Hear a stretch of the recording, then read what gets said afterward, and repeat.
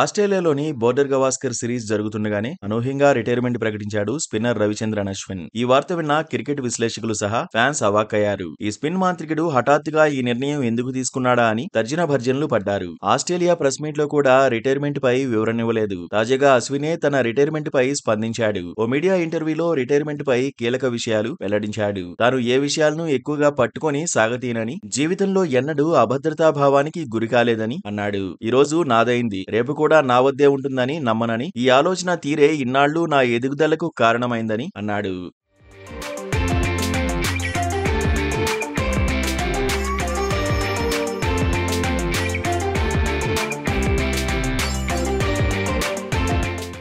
తాను నిర్మోహమాటంగా చాలా విషయాలను వదిలేయగలనని, నా గురించి జనాలు సంబరాలు చేసుకుంటారని ఎప్పుడూ నమ్మనన్నారు. ఇక దేశంలో కొన్నిసార్లు నాపై లభించే అటెన్షన్ ని కూడా పెద్దగా విశ్వసించను. ఎప్పుడైనా సరే నాకంటే ఆటే చాలా ముఖ్యమైందని తెలిపాడు అశ్విన్. తాను చాలాసార్లు రిటైర్మెంట్ పై ఆలోచించాను. ఏ రోజైనా నిద్రలేవగానే నాలోని సృజనాత్మకతకు భవిష్యత్తు లేదు అనుకుంటే అదే రోజు నేను ఆటను వదిలేస్తాను. హఠాత్తుగా ఎందుకో నాకు అలాగే అనిపించింది, అందుకే వదిలేశానని తెలిపారు. క్రికెట్ నాకు చాలా ఇచ్చినందుకు సంతోషంగా ఉందని పేర్కొన్నాడు.